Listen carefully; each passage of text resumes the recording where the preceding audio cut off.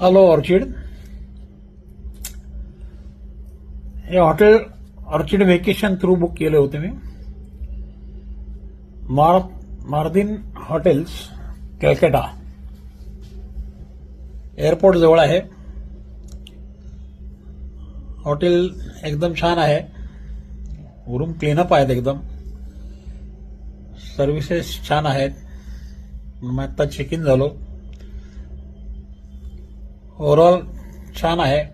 बाहेरचा पण व्ह्यू छान आहे त्याला.